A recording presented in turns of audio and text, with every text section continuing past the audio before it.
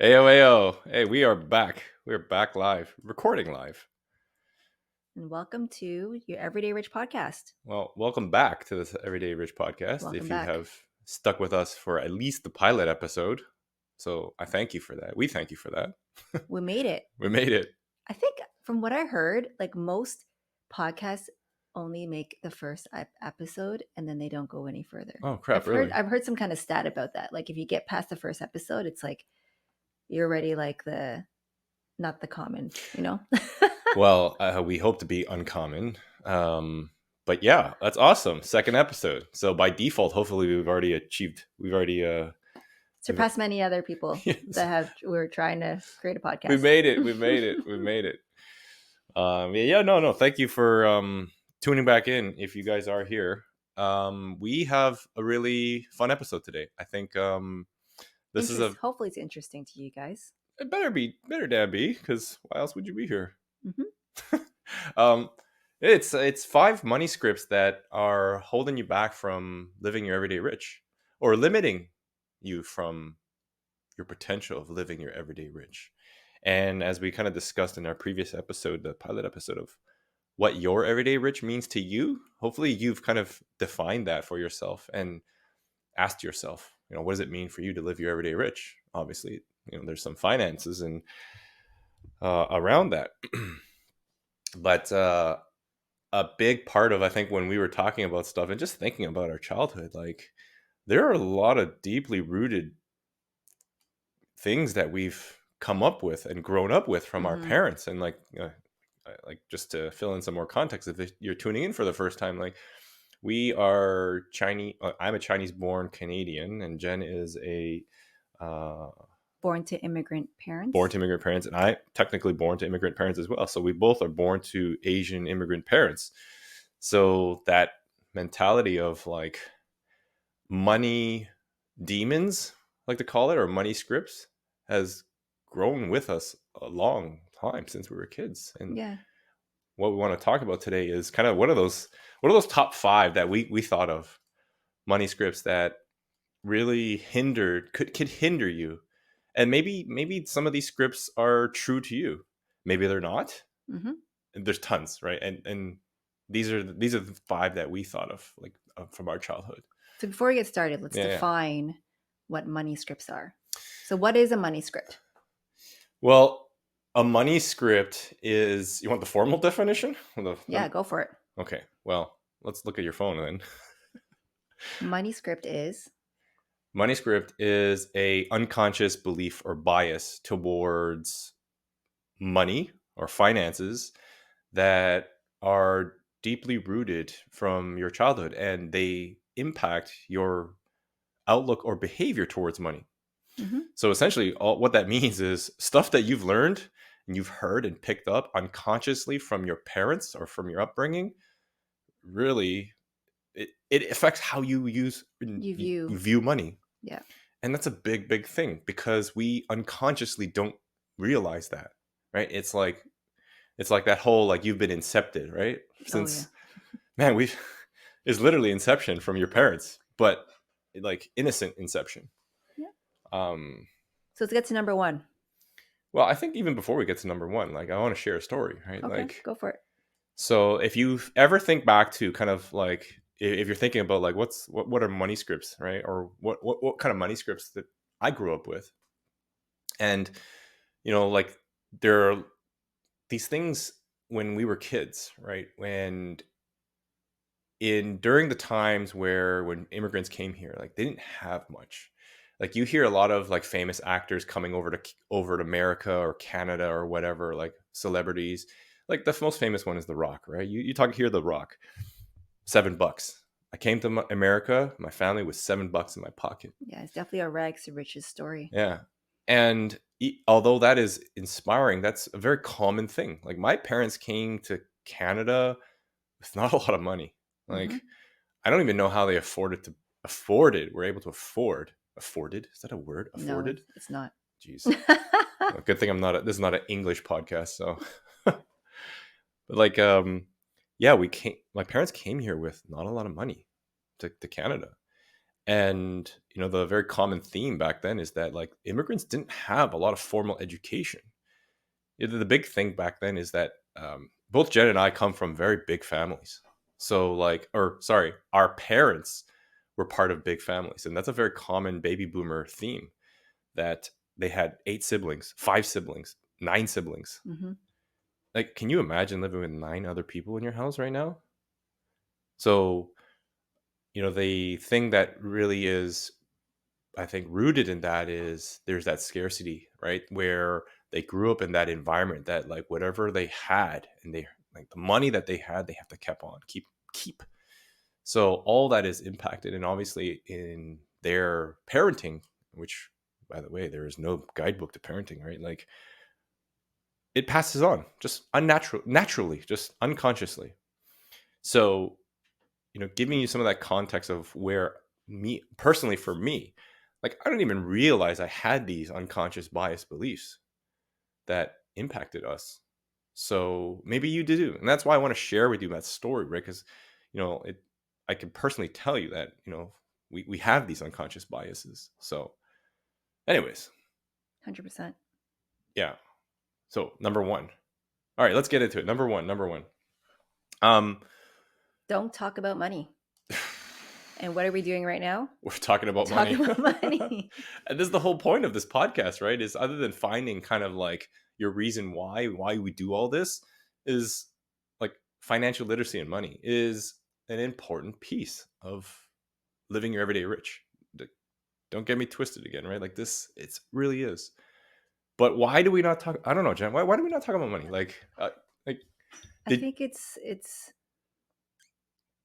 pride. It's also, I think it's a topic where a lot of judgment comes into play, and yeah, people are fearful of judgment. Everyone is, like, we are. yeah, We are fearful of oh yeah, judgment.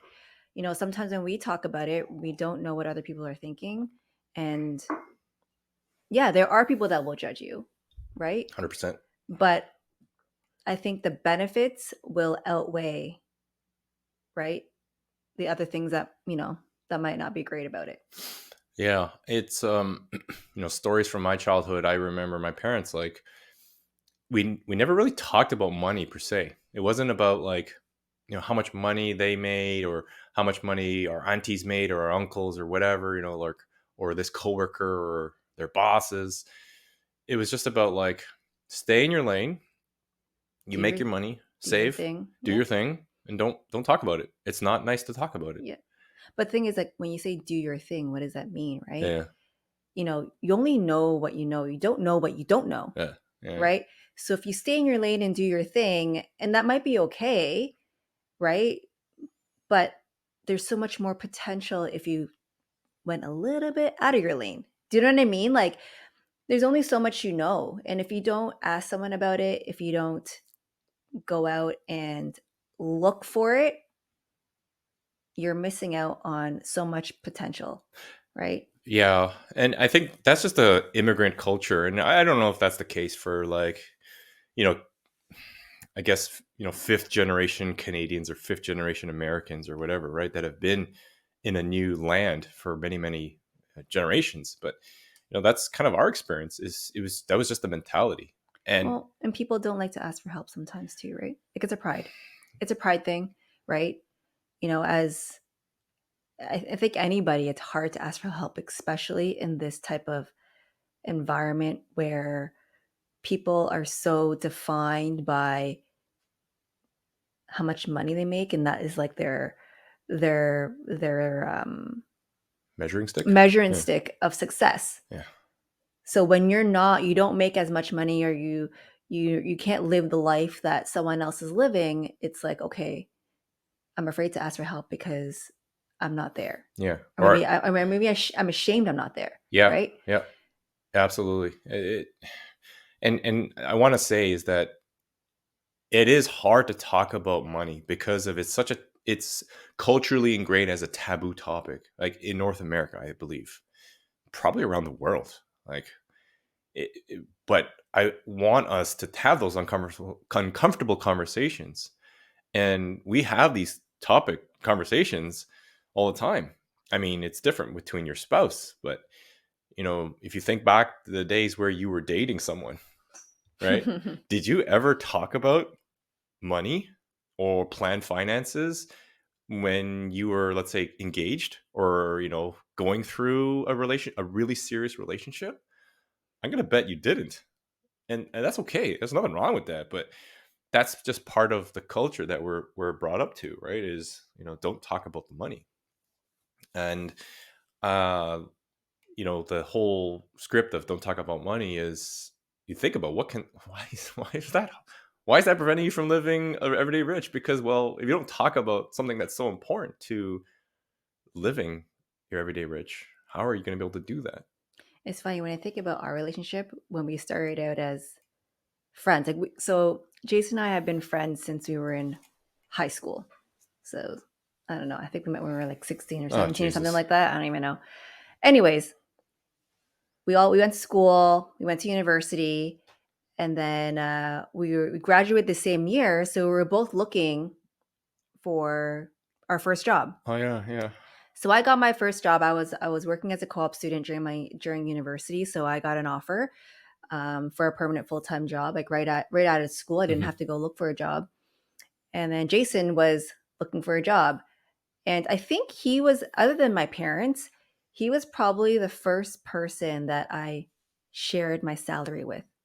Yeah, yeah. And And you, that's not even normal, because, and I think about that now and I'm like, oh, I guess we had that good friendship yeah, where we were comfortable talking about money. yeah, yeah, Like I don't think I shared that with anybody else yeah. but you, because we were trying to encourage each other. Hey, Yeah, like, you're looking for a job, this is how much I make, like, you should go look for a job, and how much money you're going to make. We're not trying to like compare it, like, yeah, until yeah, like, oh, I make more money than you, but I think we were just trying to understand, like, what is the going rate out there? yeah, Like, yeah. this is the stuff that we should be talking about, because it's general knowledge, and it'll only make you more successful when you talk to someone else about this kind of stuff, right? Yeah, and I remember when I finally landed that offer, and I remember it was like you're saying, "Oh, well, I got offered this," and other people, and we talked about, we heard rumors about friends getting, this salary or whatever, and I came out with a notion of like, okay, well, if I hit that salary, I'll be like, I'm happy. Yep. And I remember when I got the offer, I was like, holy shit! Hey, listen, look, it's actually a lot higher than I thought. Uh, A lot higher than mine. yeah, and I was like, yeah, look. And then you were like, "That's awesome." Yeah. And I don't remember telling my parents. I actually don't remember if I told my parents. I think I did down You the. didn't tell your parents? No, I told them later, Oh, right? I told my I told them parents. later, but their reaction was like, "Oh, good, okay, good," right? Because I mean, Asian parents are just like, "Oh, okay, that's like a B plus. That's all right," Oh. right? So, I mean, but it goes to stem like, if fine, we want to encourage you to talk about money, not boastfully, but in a way that can help you ask some questions, right? Like, well, I make this much money. How can I make more money? Or, hey, I've got, this debt issue. Mhm. How can I get out of it? Mhm. Right? Or, I got this much money saved up. What should I do with it? Because I actually don't know. And those are the conversations about like the money that we want to talk about, right? So that you can arm yourself, like back to the whole message of your everyday rich, like arm yourself with the tools and the knowledge so that you can kind of figure it out. And we want to be part of that figuring out for you. So, anyways, that's a long way to just say, don't be afraid to talk about money. Reach out to someone. Maybe it's us. Hey, listen, we're happy to like try to answer and guide you if we can. That's right. But you got to ask first. That's right. Uh All right, number Number 2. 2. All right. Number 2, because we are filming on quote unquote film. uh, but Catch it. okay, Moment. number 2. Save your way to retirement. I mean, it's common, right? Like, what do we hear growing up? You have to save. You have to save. And one day you'll have enough money to retire. Well, don't get me wrong. Let's first of all, let's break that down. Yep. Saving is important, right?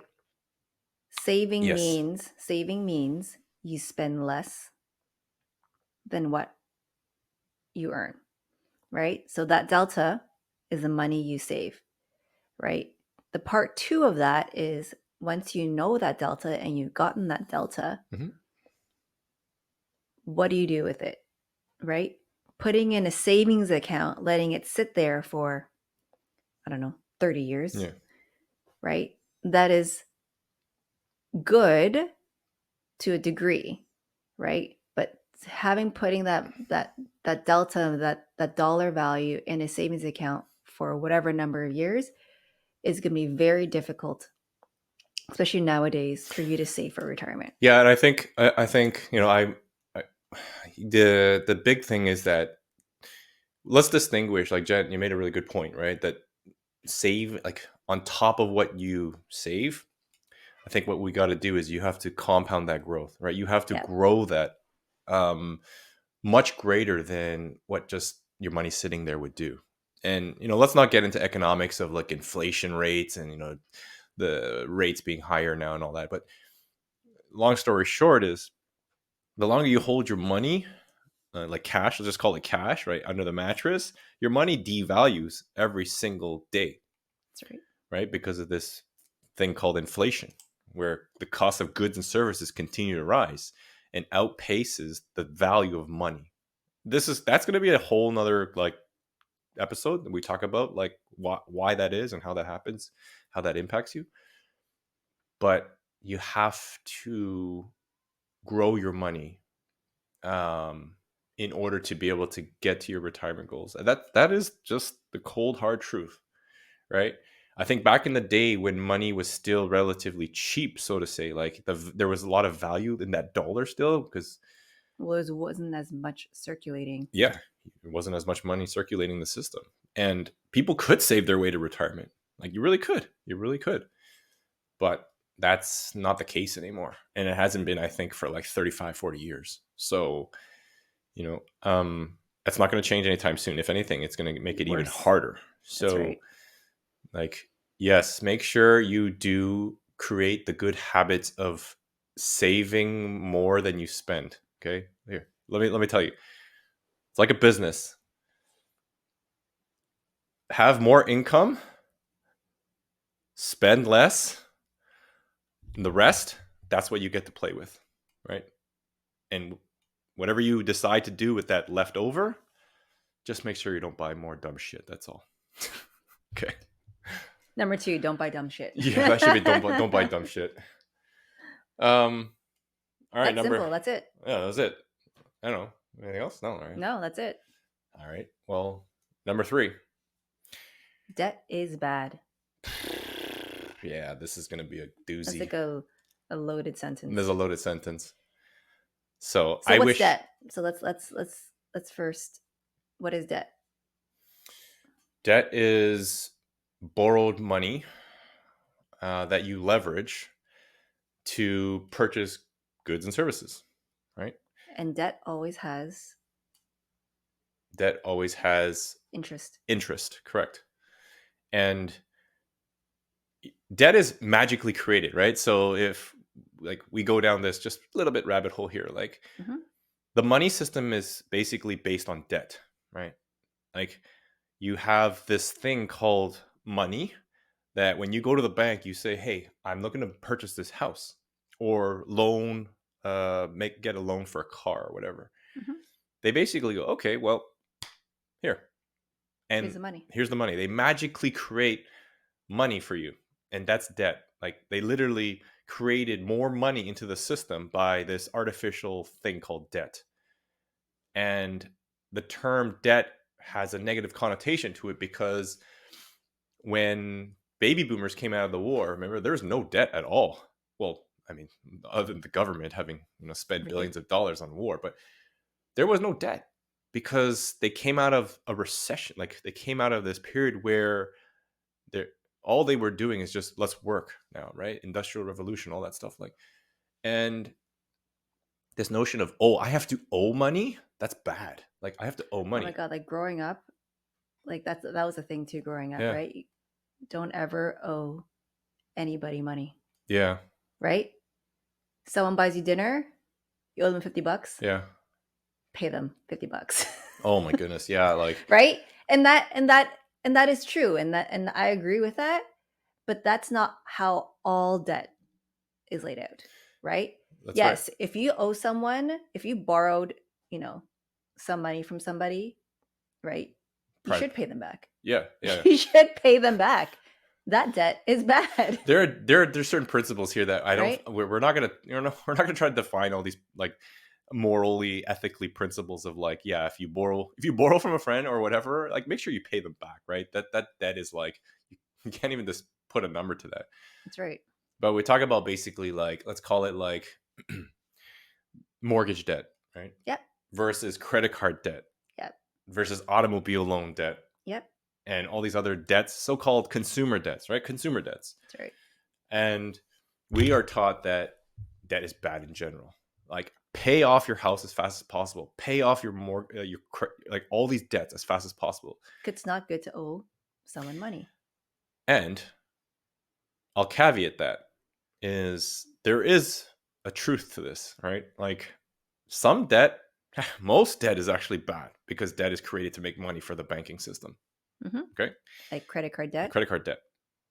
So anything that is not producing income in a form that pays you back or pays off the debt itself Mm-hmm. is bad It's debt. bad debt. So give you an example. If I'm borrowing on a credit card to purchase something, that Pair of interest, shoes. a pair of shoes, right? Or whatever, that debt is instantly accrued. Like it is starting right now. And nothing I can do with those pair of shoes can get me, Can pay it back. can pay it back unless you flip it. However, like That's different. Oh, that's different. That's another business Yeah, model. this is a business Because model, that's actually right? a real business Yeah, it's a model. business model, It's a real business model. right? So, but in general, like we buy things to eat or buy things to use, right? It doesn't pay it back.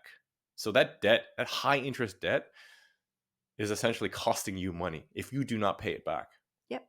And that's why we want to define where now, let's say if you go obtain a mortgage, okay, for a rental income property, real estate assets, where that mortgage that you've owed, now you have this like mortgage, right? Yeah. That Let's say like $2,000 a month. Yeah. Mortgage. And you have X amount of interest to pay every single month. Mm-hmm.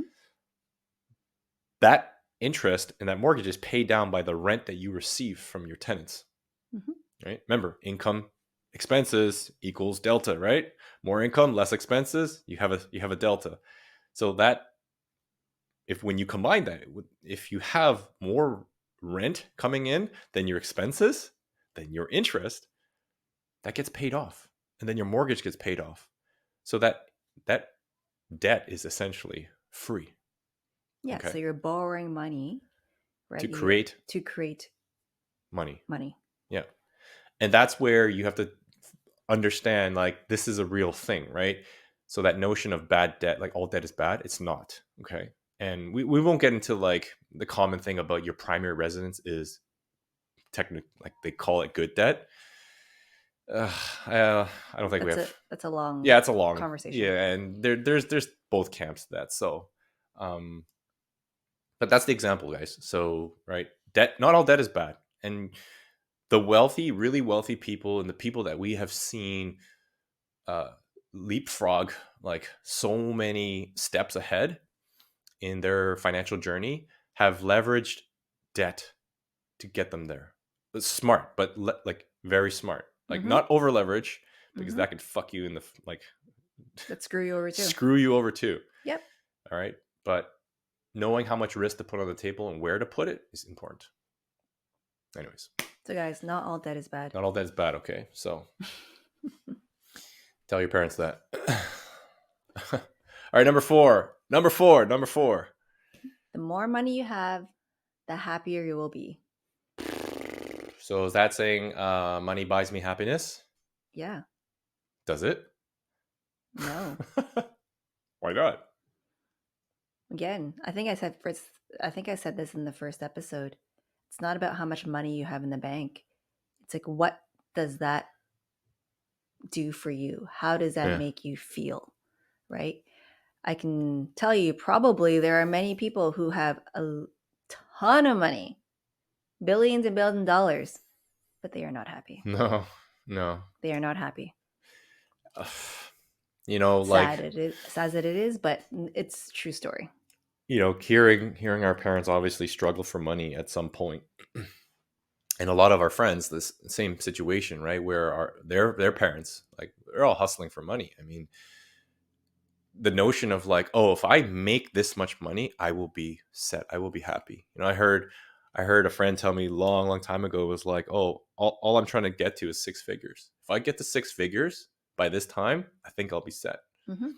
And like this, it brings me back to the days where, like, during my first job, my first career, right, out of school, you know, I we I worked so much in a very high intense industry that paid very well, and I got to that point through so much overtime, Yeah, after how that many hours a of how day many hours of work and and night shifts night and shifts, long stints traveling. And I tell you right now, like, that didn't change my life. It didn't make me happier, right? Like, when you double your salary in one working year because of all that work, it doesn't make you happier. I could tell you right that. Like, we looked at, remember I showed you this one time, we were comparing with my coworkers back then, and most of those coworkers were all single back then, right? No kids, nothing. It was just like, let's work, let's go. And I looked at the amount of hours, like, logged in. hmm I was like, that can't be real. I worked and traveled over. I worked half of the year, like, overtime. I yeah, logged half a year of overtime, a calendar year. hmm That's crazy. And you felt it too. You were yeah. like, where the fuck are you? You're traveling so much. And how did it make you feel? It did make me happier. I mean, it. I didn't even go and spend all that money because it's like, well, what the hell am I gonna buy? Like, that's the thing. Part of it was like my how I was raised. It was like, like, you don't just go spend your money all the time. Hmm. Yeah, I bought a motorcycle. That was my toy. I bought a motorcycle. That was really fun. I wish instead of buying a motorcycle, I bought like a few houses or something, or more stock. I did buy lots of But stock. at that time, it made you happy. Yeah, yeah, that's what made me happy. Yeah, because that's what we were all focused on, right? Hmm. Like, the crowd you were with was, let's go experience life. Hmm. And yeah, always wanted to drive a motorcycle, ride a motorcycle. And it was like, I tell Jen all the time, it's like, man, being on a motorcycle is like one of the most free things you can do. Like, there is nothing like riding a motorcycle. Unless you ride a motorcycle, you don't understand that feeling, right? But anyways, like, yeah, it made you happy temporarily, That's right. right? But once you spend that money, then it's gone. Then you're like, shit, I got to go make that back. Hmm. And it's this continuous cycle of working, making the money, spending it, and then going through this, like, realization, crap, I spent it. Now I got to go back and work again and make it. It's like Hmm. this big cycle. So I don't know. I think it doesn't really necessarily make you happier. It can make you temporarily happy, but you have to define that, right? What's really ultimately going to make you happy? Yeah.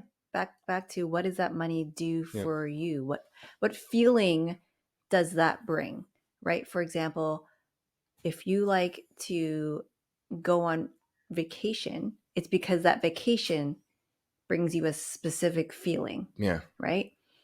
So that money is just a vehicle to get you to that feeling. So if you can't define how that money and what that money can do for you, then you're right. You go buy something, it's just a thing, Yeah. right? Just retail therapy. It's a retail therapy, Yeah. exactly, Yeah. right? And that's the thought process that we want to try to encourage for you to avoid. Not saying that you can't, just saying, if you really want to take control of your finances, like, taking that money to build more income for you, so that you can figure out, like, well, you know what, I actually enjoy spending my money on This, whatever this, it is. whatever it is, as opposed to, like, seeing everyone on Instagram or social media or your friends live a certain lifestyle, be like, I want to live like that. You're like, why the fuck do you want to live like that? Are you Like, sure? Does that make you Does it happy? make you happy? And if it does, then that's fine. Yeah. But make sure you understand that and you're not just following the crowd, right? Yeah. Like really look at what makes you happy, Mm-hmm. right? That's just because you have a dollar value doesn't necessarily mean it equates to that happiness. That's Yeah. all, Yeah. right? Yeah. Everyone, it's defined differently for everybody. Yeah. So I don't know. Yeah. What do you think? What else can we add here? That's it. That's it, right? I mean, it's Money and pretty. everything. It ain't about the dollar value. Yeah. At some point, you realize it ain't. It's important, but it ain't everything. So just be objective about that. Like, ask yourself that, right? If you are listening and you're like, they're full of shit. They haven't made enough money. I could tell you enough. I could tell you right now, we've been on both sides of the coin, right? Where, yeah, there wasn't a lot of money, but then, yeah, there was enough money to make us a quote unquote happy, but like, it didn't change your world. I think where you get into like life changing money, Mm-hmm. it meets the questions you asked about like what am I after? And once you actually achieve that, like sorry, this is a tangent, but I think it's important because we define happiness by a measuring stick that's qualitative, like Quantitative. quantitative, Mm-hmm. right? It's like this feeling of like, well, if I can travel like this, or if I can drive this car, if I can live in this big ass house, that's my happiness. No, that is a figment of social media and a figment of social pressures Yep. that is based on capitalism, right? This whole big money machine. Everyone's like, you are paying to buy this house. So you're paying someone else for that house. You're paying someone else for that nice car. And it makes them rich. Yep. So define yourself again, like, what are you trying to do this for? Right. And if more to you, man, if you want to like we said in the first episode, if you want to drive those fancy cars, you want to live in that big ass house, you want to buy those Gucci belts, those really, really ugly Gucci belts, then go buy it. But make sure, like I said, Does that really make you question yourself? Does that really make you happy? but it goes back to number 2, right? Like, save your money, retire the whole member. Don't buy stupid shit. That's it. Make sure it's not stupid shit. That's all, right? Because if you buy stupid shit before you can actually afford it, it's actually not going to make you happy when you realize, oh crap, I have to actually pay more interest on that because I bought it on a credit card that I realized how interest works. Because Jason said, oh, not all debt is bad. But remember, certain debt is bad. Anyways. That's right. All right, let's move on. Number 5. Number 5. I cannot improve my finances unless you work with a professional. Who are these professionals? Like, who the hell, like, are these financial advisors or financial advisors? And there is a difference. We'll try to Google that. You want to try to Google that, the difference between financial advisor and financial advisors? There's a difference. One is actually certified to give financial advice. The other one is just a title that provides services for a bank. Mm-hmm. But I think that's not true at all. It goes back to like, okay, we don't know what we don't know, right? So, the notion of I can't improve my situation if I don't work with someone that knows what they're doing. And the only way to get really good at that is work with a pro. In a sense, that's true. Yeah, there are Yeah. certain professionals that you should be talking to. You should be talking to an accountant, Mm-hmm. right? Maybe if you're in a business, you should be talking to a lawyer, Mm-hmm. right? So there are certain professionals Yeah. that will help you in different aspects of your financial journey. But it's not a one and all where I go talk to, hey, Jason, my financial advisor, what should I do now? Yeah. Right? There's not that all encompass one person No. that like is going to make you go from $0 to whatever dollars you're looking for, right? It doesn't work that way. Yeah, it's true. So I think the key thing here is it goes back to number 1, right? If you don't talk about money with someone, you won't know where to go. So you don't know where that path, who I should talk to. So yes, you can go talk to your banking professional and they'll give you options that the bank has. And that's always one option. So don't automatically say, hey, you know what, that option doesn't make sense because it's a mutual fund or it's this or that. Like, remember, it's not all one size fits all, Yeah. but there are so many different options that are potentially better that you can talk to your friends. You can talk to see what they're doing, right? Or Hmm. talk to people that maybe it's your boss, right? Maybe they own a company. Hey, what do they do? Right? It might be really awkward, but maybe you talk to the entrepreneur that owns the big store down the street, right? Or the guy that drives or the girl that drives that really nice car. 9 out of 10, 8 out of 10 times they've probably, it's a big facade. However, you're going to run into real people that have found success financially, Hmm. right? And you can ask them, hey, they're not a financial professional, but they just figured things out, That's right. right? And they're not trying to sell you Yeah, anything. they're not trying to sell you anything, right? Um, so the big question is like, okay, who do I need to ask, right? And there's this book out there called Who Not How, and that's the biggest thing. Like, who do you ask?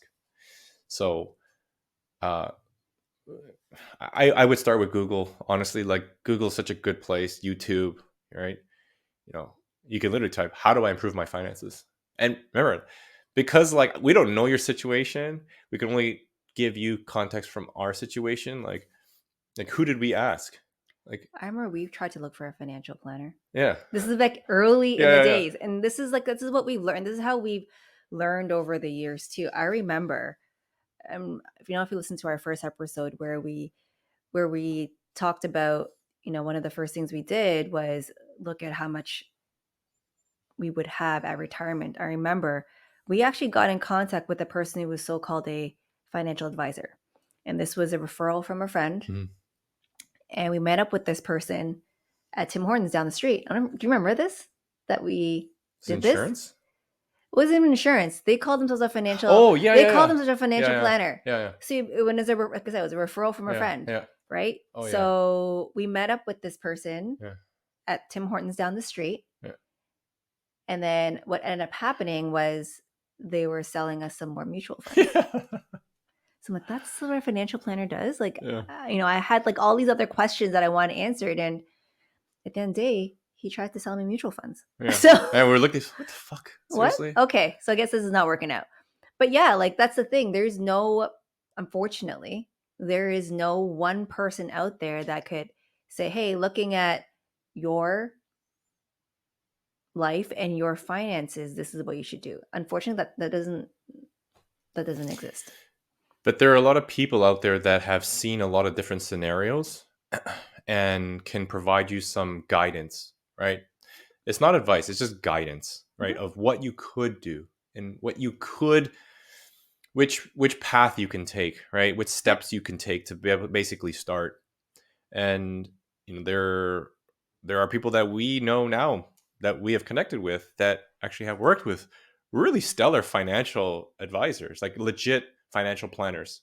Yep. And because they are exposed to not just one Vehicle. vehicle, right, or asset class, they have actually been exposed to stocks, mutual funds, GICs, real estate, private lending, insurance, whole life insurance, like really simple stuff, but really complex stuff too. And part of it is they also invest in these things too, so they can talk the talk. They talk the talk as they can walk the walk, kind of thing, Hmm. right? So, like, don't think that your situation is like unique. That I've never done anything with my finances. I've never really given them really any thought, so I can only need to talk to some. Like, hey, talk to your spouse, talk to your partner, talk to your parents. See if that even like Start talking start about it. talking. Because when it comes down to it, if you don't ask that first question, you will never be able to figure out the next step. And I guarantee you, another person is wanting to ask the exact same question. Yeah. Yeah. It's more common than you think, and people are, again, fearful of being judged, Yeah. you know, but yeah, just do it. It Go back to your days in school where the teacher would said, "Okay, who can solve this problem for me?" raise your hand. Or they would explain something and they basically says, does anyone have any questions? How many hands went up at the end of that? I could tell you that I did not ask a lot of questions back in school. Sometimes I did, but most of the time I'm like, Yeah, same. I don't want to sound stupid, right? Yeah. I don't want to sound stupid. Yeah. I can tell you right now, I wasn't the smartest kid in the class, right? Especially in university. I was not the smartest kid in the class. I was, geez, bottom of the barrel, man. Well, university isn't everything, as we all know. Exactly. Our marks don't really. Marks don't mean shit. Yeah. So, yeah, like so recap 5 things, right? The 5 money scripts and the money demons that we've kind of grown up with. You can ask yourself, what were some of those that you grew up with, or sometime that you continue to hold, right? Don't talk about money. Save your way to retirement. Debt is bad. The more money you have, the happier I'll be. I can't improve my finances if I don't talk to a pro. Those are the 5s that we heard, and the five scripts that we grew up with. So there's not only 5, like we said, there's tons of them. So ask yourself, like, do any of those resonate with you? Have you heard that? Do you still hear that? What can you do about that? Great ending. I ran out of coffee. All right. Yeah. So hopefully you guys found some value out of this. Like we were saying, we want this to be like conversational, because we're trying to bring a fresh perspective from real people, right? Just regular people like you and me. And there's too many celebrities now, I think, that, they talk their story, which is super inspiring and stuff like that. It's really hard to relate to someone that's already there. So it's motivating, it's hard to relate. Mm-hmm.